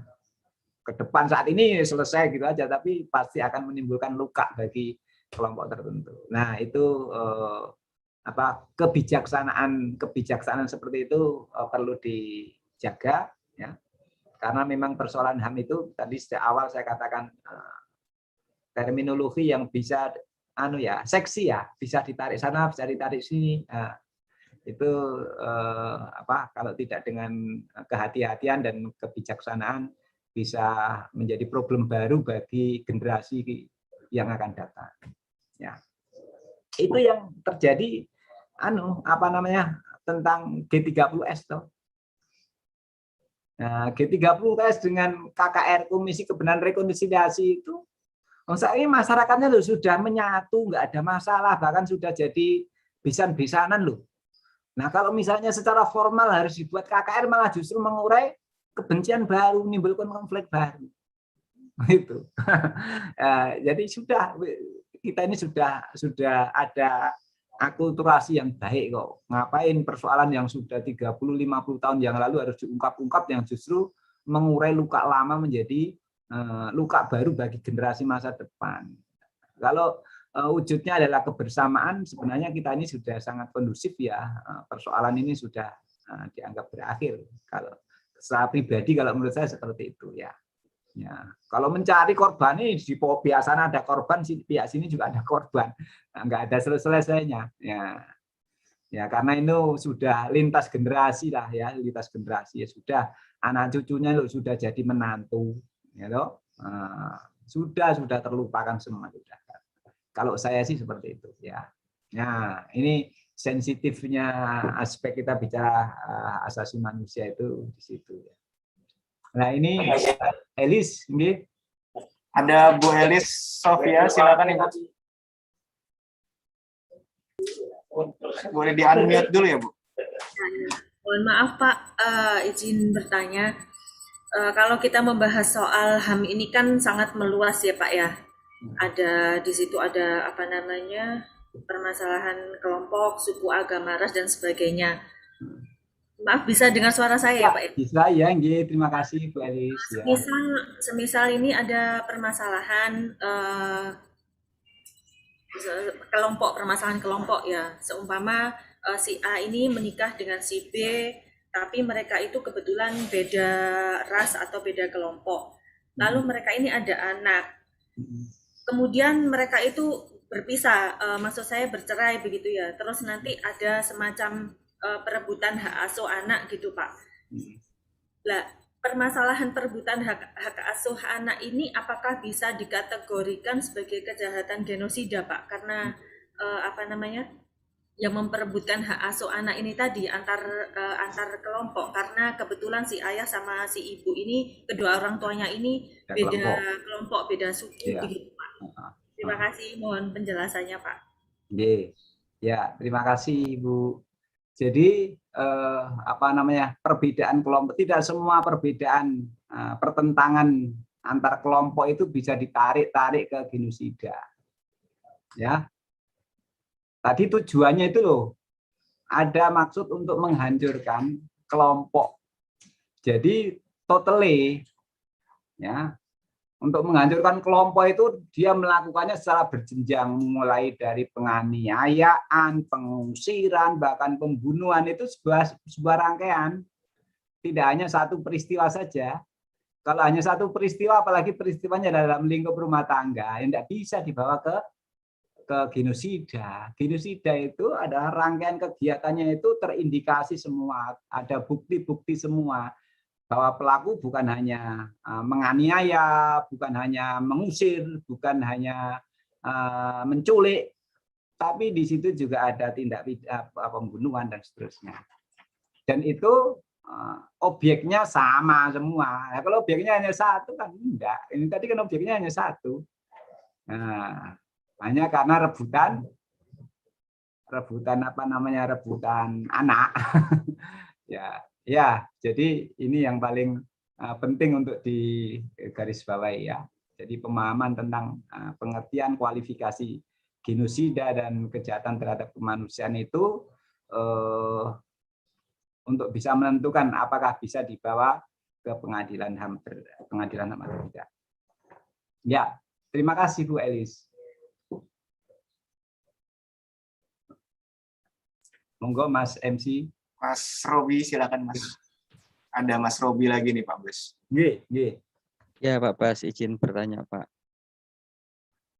Kalau di ketentuan pengadilan HAM, seperti yang Bapak tadi sampaikan, bahwa semua tindak pidana adalah pelanggaran HAM. Tapi tidak semua tindak pidana adalah pelanggaran HAM berat. Sehingga kewenangan pengadilan kan dipisah tuh. Pengadilan negeri dan pengadilan hak asasi manusia. Yeah. Kalau ngelihat dari batasan waktu penyelesaiannya Pak, dan tadi Bapak sampaikan isu pelanggaran HAM ini adalah masalah yang seksi untuk dibahas. Tapi apakah itu seksi Pak bagi lawyer Pak? Karena ngingat kalau urusan HAM ini saya juga perlu petunjuk dari Bapak. Urusan HAM ini, pelanggaran HAM berat ini deliknya delik biasa atau delik aduan Pak? Lantas kok dari tabel yang tadi Bapak sampaikan batasan penahanannya sekian. Tapi pada prakteknya lebih Pak dari itu Pak. Dan ini kan jadi nggak seksi Pak buat lawyer Pak. Ini kapan bayarannya kalau nggak selesai? Intermezzo Pak. Terus apakah bisa Pak pelanggaran HAM itu ketika tidak kunjung selesai diselesaikan di jalur pelanggaran HAM berat, ditarik ke pidana biasa gitu, memungkinkan tidak, Pak? Terima kasih, Pak Basuki. Oke. Dari yang terakhir dulu nih, dari yang terakhir. Ini nakalnya Mas Robi. Nakalnya Mas Robi kadang berpikirnya itu berpikir asimetris ya. Ya, asimetris. Kalau tadi kecenderungannya orang itu mengatakan bahwa kalau di pengadilan HAM itu tidak segera tuntas, Pak. Mesti berpikirnya orang itu ke langkah berikutnya, apakah bisa kebawa ke Mahkamah Pidana Internasional, Pak, gitu. Tapi Mas Robi malah justru terbalik.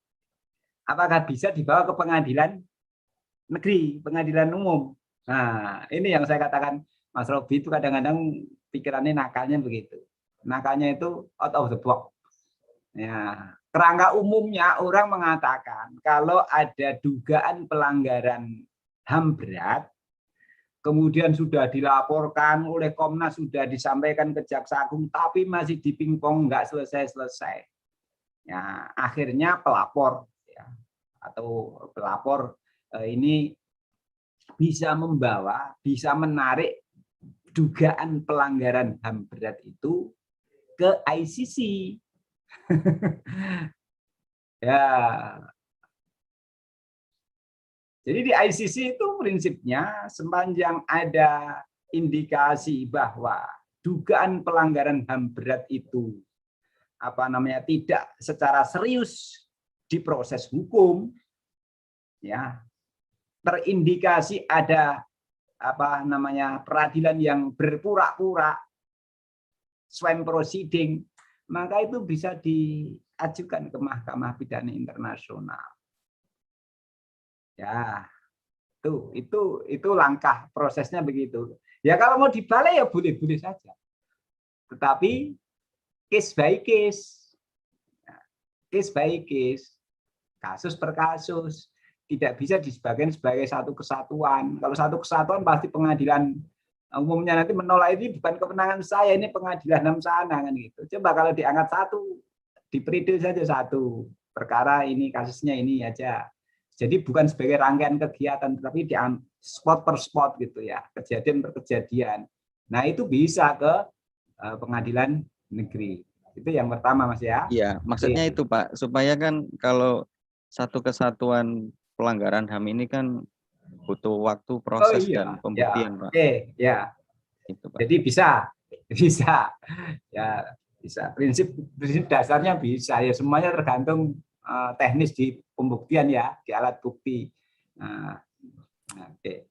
Dan tidak melampaui daluarsa. Karena kalau Anda mau ke tindak pidana umum ya berarti ketentuan daluarsa berlaku pasal 78-nya itu. Terus kemudian tadi aduan atau lapor atau biasa. Ya, cara belajarnya pada waktu Anda belajar hukum pidana atau TPT, tindak pidana tertentu. Sepanjang di dalam pasal itu tidak menegaskan sebagai delik aduan, berarti delik biasa. Nah, di Undang-Undang Nomor 26 Tahun 2000 tidak ada mensyaratkan aduan. Artinya apa? Artinya delik biasa. Ya, jadi yang menginformasikan ke Komnas HAM tidak harus korban. Nah, tetapi bisa juga warga yang lain sepanjang bisa disertai dengan alat-alat bukti yang dimilikinya supaya tidak terhindar dari fitnah, ya, tidak terhindar dari fitnah. Kemudian selaku pengacara bagaimana, Pak? Seksi dan tidak seksi. Ya, saya hanya menyampaikan begini. Jadi kita sebagai profesi advokat itu janganlah mengambil jangan senyum di atas penderitaan orang. Jangan senyum secara individual tetapi mengorbankan kepentingan publik, kepentingan bangsa. Ini yang saya tolong diperhatikan betul. Jadi jangan sampai hanya karena kepentingan sesaat ya untuk popularitas dan seterusnya kemudian mengorbankan kepentingan sebagai komunitas, sebagai bangsa. Ya. Jadi ini yang kadang-kadang saya sebagai akademisi, sebagai dosen itu kadang-kadang juga sedih kalau misalnya ada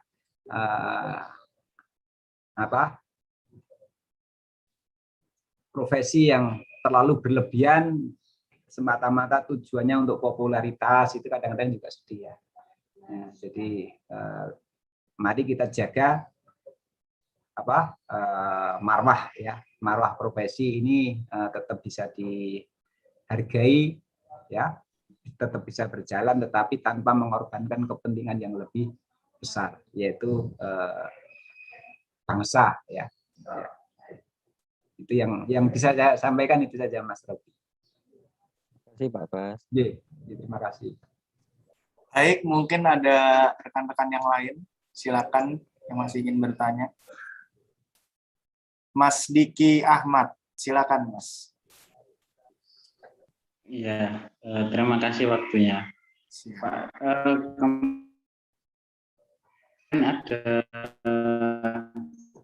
peristiwa terkait perubahan status pegawai KPK menjadi ASN, dan itu dilakukan ke Komnas HAM. Itu apa tidak menyalahi kompetensi absolut yang dijelaskan tadi Pak terhadap kejahatan kemanusiaan? Menurut Mas Diki gimana Mas Diki? Tidak termasuk Pak kalau saya. Iya. Nah, tadi yang saya sampaikan ya. Jadi masyarakat kita itu adalah masyarakat yang cerdas. Anda nanti jadi lawyer, jadi advokat itu jangan jadi advokat yang jadi bahan ketawaan publik gitu loh. Cuman ketawaan publik itu kan tidak tersampaikan, itu aja.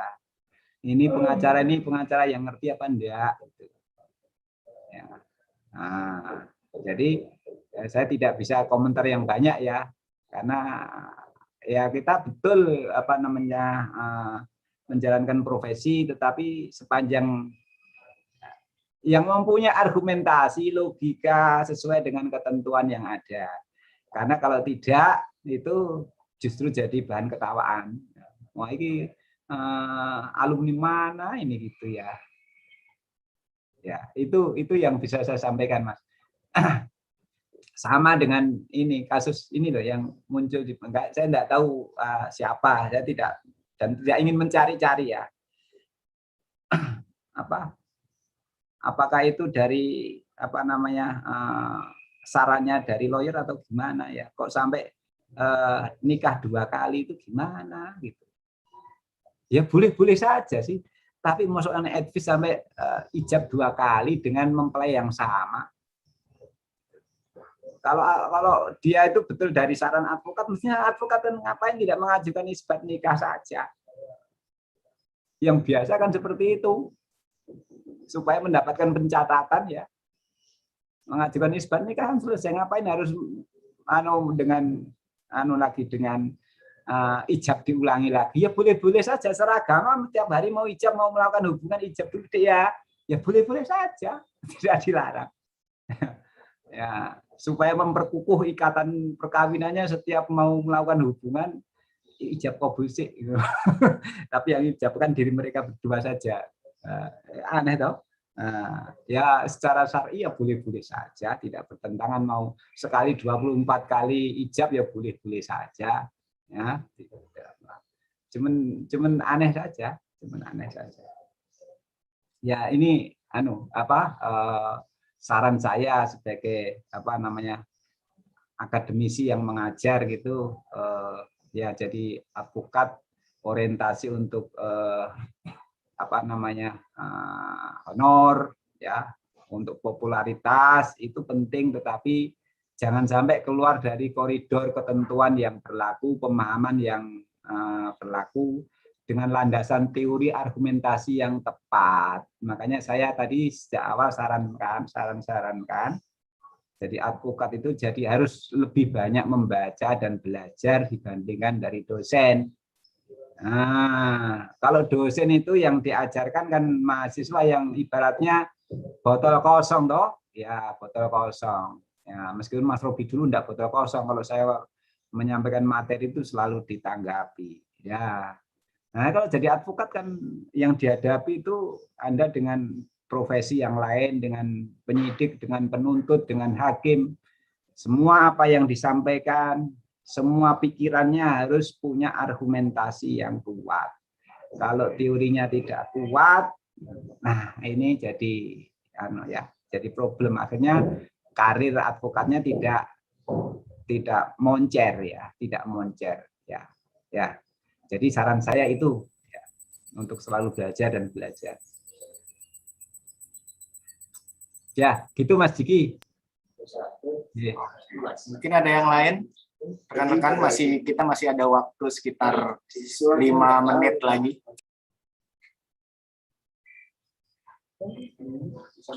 Dua terakhir boleh kok, kalau ada yang masih mau bertanya. Saya sambil minum teh ya. Silakan Pak Bas. Kalau menurut saya masakan.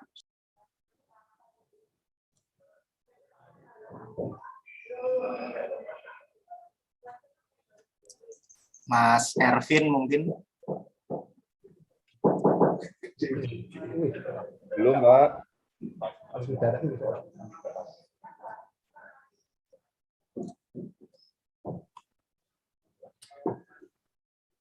Basuki, Siap. Ini Mas Robi. pembakaran gereja, tempat ibadah dan sebagainya itu bentuk kejahatan pelanggaran HAM berat ya Pak ya. Iya toh. Nakal Mas Robi, pertanyaannya nakal. Ya. Jadi pelanggaran HAM berat itu konteksnya adalah penghargaan terhadap hak asasi manusia ya, terkait dengan fisik ya. Ya, hak-hak untuk hidup. Ya, hak untuk hidup. Kalau genosida itu kan normatifnya kan jelas ya. Jadi bukan kelengkapan kelompok. Ya, bukan kelengkapan kelompok, tetapi lebih kepada fisik, kebebasan. Kemudian kalau pembakaran gereja seperti apa? Pembakaran gereja itu kalau misalnya gerejanya hanya di satu tempat, tidak bersifat sistematik, ya sulit untuk dibawa ke genosida. Nah, kejahatan kemanusiaan bisa enggak? Ya, semuanya bisa saja kalau misalnya itu dilakukan secara sistematik dan masif. Nah, untuk bisa menunjukkan sistematik dan masifnya itu, kalau peristiwanya hanya satu, ya kan tidak bisa dikatakan masif. Jadi indikasi ke sana sebenarnya bisa terjadi kejahatan kemanusiaan. Kalau menurut saya bukan genosida, kejahatan terhadap kemanusiaan. Ya, tapi persyaratan bahwa pelakunya itu melakukannya itu secara masif, terjadi di mana-mana, ya dilakukan dengan cara mengorganisasinya, ya mengorganisasikannya itu ada, ya yang memerintahkan juga ada, supaya nanti jelas siapa komandannya yang harus ikut bertanggung jawab di samping mereka yang membakar. Nah, sepanjang itu berlaku secara hanya sporadis dan itu antara satu peristiwa dengan peristiwa lain yang terpisah, itu ya tidak bisa dijadikan kejahatan terhadap kemanusiaan.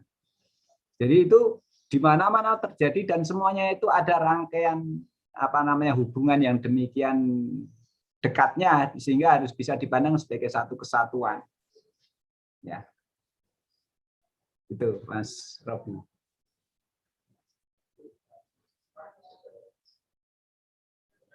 Baik. Apakah cukup Mas Robi? Iya Pak, cukup Pak. Ya. Terima kasih. Apakah masih ada yang ingin bertanya lagi? Sekali lagi silakan rekan-rekan.